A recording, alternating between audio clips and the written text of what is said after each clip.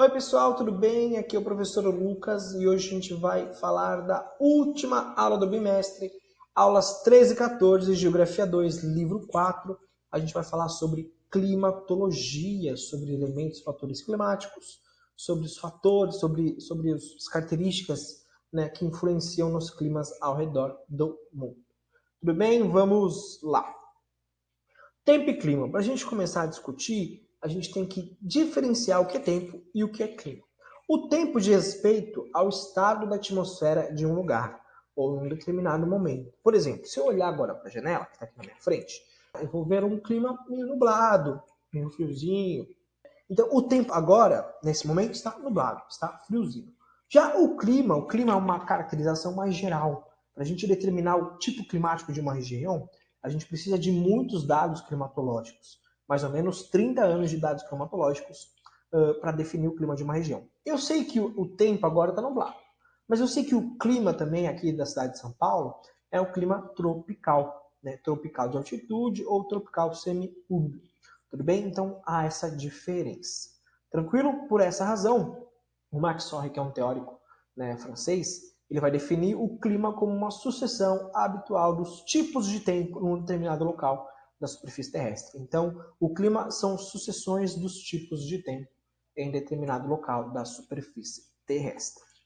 Fatores climáticos, né? O Brasil, a gente falando de Brasil, ele tem dimensões continentais, então a gente vai ter uma diversidade climática muito grande por causa da latitude. Inclusive, a latitude vai ser um fator climático. Mas todo clima tem os seus elementos que compõem todo o clima têm esses elementos próprios, como temperatura. Todo clima tem uma temperatura. Todo clima tem uma umidade relativa. Todo clima tem um tipo de precipitação. Todo clima tem uma pressão atmosférica e todo clima também tem um tipo de vento. E aí os fatores climáticos são os fatores que interferem no clima, né? O Brasil, por exemplo, como está situado nessa zona intertropical entre o Equador e os trópicos, a gente tem climas quentes e úmidos em sua maioria. Então, basicamente no Brasil, o que mais determina o clima é a latitude, mas a gente tem outros elementos, outros fatores que também determinam o clima no Brasil. Raiz da latitude, mas também massas de ar, correntes marítimas, altitude, conforme mais alto, mais frio, né? O tipo de vegetação também vai influenciar no clima. Áreas onde a gente tem mais vegetação, a gente vai ter um clima mais fresquinho, mais ameno. O relevo também barra massas de ar. E a maritimidade e continentalidade, a gente vai ver cada um desses. Antes de falar dos fatores climáticos, a gente vai falar aqui da zona de convergência intertropical, que é essa nebulosidade aqui que vocês conseguem ver ao norte do Brasil. Estão vendo? Essa nebulosidade, zona de convergência intertropical, é uma zona de convergência dos ventos alísios. Os ventos alísios vêm do norte, vêm do sul e se convergem nessa área próxima ao Equador. Essa zona de convergência ela leva umidade e chuvas para a área do Equador, tanto para a floresta amazônica, tanto para o norte do Nordeste brasileiro. Ela tem um leve deslocamento. Quando é inverno, por exemplo, no hemisfério sul, ela vai deslocar para o norte. Quando é inverno no hemisfério norte, ela vai se deslocar um pouquinho para o sul. Inclusive, aí o ministro da Saúde interino, né, o general, essa semana, ou semana passada, ele acabou falando que a região norte e nordeste, né, tinha características do inverno no hemisfério norte. Na verdade, não são características do inverno no hemisfério norte, mas sim a zona de convergência intertropical, né, quando é inverno aqui no hemisfério sul, ela vai um pouquinho mais para o norte, então ela leva chuvas para o norte. Não tem nada a ver com o inverno no hemisfério norte, porque o inverno no hemisfério norte é muito gelado, com precipitação de neve inclusive, mas a gente vai ter maior número de chuvas durante essa época do ano por causa do deslocamento da zona de convergência intertropical. Lembrando que essa região está na área equatorial, então as temperaturas ainda são muito altas. E a outra zona de convergência que a gente tem é a zona de convergência do Atlântico Sul, ou chamada de ZACAS também, né? Que é essa zona aqui, ela converge tanto a umidade da floresta amazônica quanto a umidade do Oceano Atlântico Sul, por isso ela forma essa zona de convergência, levando umidade aqui para a região sudeste, para a região sul, para a região centro-oeste e também para a região norte do Brasil. Agora, sobre alguns conceitos, né, dos elementos climáticos, a questão da pluviosidade. O Brasil, como mostra o mapinha aí, a gente tem grande pluviosidade, apenas próximo aqui ao Nordeste, no sertão nordestino, a gente vai ter uma queda dessa pluviosidade, mas no geral, o Brasil, o território brasileiro é composto por grande pluviosidade, grande amplitude pluviométrica. né, a maior parte do território brasileiro, tem mais de 2.000 milímetros de chuva no ano. Isso é muita chuva, tá bom? A questão das chuvas, a gente tem tipos diferentes de chuvas, né? A gente tem as chuvas orográficas ou as chuvas de relevo, que são as chuvas que as massas de ar úmidas vêm, né, do oceano, batem no relevo e aí, né, por esse relevo ser muito alto, elas acabam condensando e chovendo desse lado aqui, deixando o outro lado mais úmido. Esse aqui é um tipo de chuva orográfica, quando a massa de ar úmida bate nos relevos, bate nas montanhas, nos montes, nos planaltos. Principalmente a gente tem grandes planaltos na área litorânea, a exemplo do Planalto da Borborema, no Nordeste. Então os ventos úmidos vêm do Oceano Atlântico, batem no Planalto da Borborema. A gente tem o litoral nordestino muito chuvoso, mas o sertão nordestino muito quente, porque o relevo, o Planalto da Borborema, não deixa que essa umidade passe para o sertão. Um outro tipo de chuva que a gente tem são as chuvas convectivas. Elas são muito comuns aqui em São Paulo, principalmente no verão, quando está muito quente, e aí do nada à tarde o tempo fecha, o tempo momentâneo fecha, e aí cai aquele pancadão de chuva, inclusive até com granizo, né? Esses pancadões de chuva são chuvas convectivas, elas acontecem por causa do choque térmico muito rápido da atmosfera. E as chuvas frontais são chuvas onde duas massas de ar se encontram. Então, quando uma massa quente encontra com uma massa fria, a gente tem a formação de uma frente quente e aí uma formação de chuvas, né? Ou quando uma massa de ar frio encontra com uma massa de ar quente, a gente tem uma formação de frente fria, também com formação de chuvas. Três tipos de chuvas: orográficas, que são as do relevo, convectivas, aqueles pancadões no verão, e as frontais, encontro de uma ou duas frentes. A pressão atmosférica também é um elemento climático, né? A pressão atmosférica ela tem a ver com o peso que o ar exerce sobre a superfície. Então, quando a gente está a nível do mar, por exemplo, em Santos, a gente tem uma pressão atmosférica maior. Sabe quando a gente vai para o litoral e quando a gente está passando pela serra, a orelha começa a doer, aquele zumbido? Isso é pressão atmosférica. A gente está entrando numa maior pressão atmosférica e aí o nosso ouvido está dilatando para conseguir aconchegar essa maior pressão atmosférica. A gente que está aqui em São Paulo, a pressão atmosférica é menor, porque a gente está num planalto, na Serra do Mar, a 750 metros de altitude, então a pressão atmosférica aqui em São Paulo é menor. Um outro elemento climático é a temperatura. O Brasil, por ter grande território, a questão da latitude, vai ter grandes temperaturas, grandes diferenças de temperaturas. Ao norte e nordeste, temperaturas acima dos 40 graus, mais ao sul, no estado do Rio Grande do Sul, temperaturas abaixo de zero também, devido a essa diferença de latitude e à extensão do território. E aí, os tipos de ventos, a gente tem alguns tipos de ventos. A gente tem as brisas, né? A gente pode falar de brisa marítima e brisa terrestre. A marítima é quando os ventos sopram do oceano para o continente, e a terrestre quando os ventos sopram do continente para o oceano. A marítima normalmente acontece no dia, a terrestre normalmente acontece à noite. Tá bom? A gente também tem os ventos alísios, né, que são essa convergência de ventos ao norte e ventos ao sul, eles se convergem no Equador, formando a zona de convergência intertropical. E a gente tem os ventos fortes também, os ciclones e os tornados, que são basicamente a mesma coisa. O nome difere só de algumas regiões do mundo. Por exemplo, na Ásia, eles são chamados de ciclones, na América do Norte, furacões, aqui na América do Sul e na África de tornados.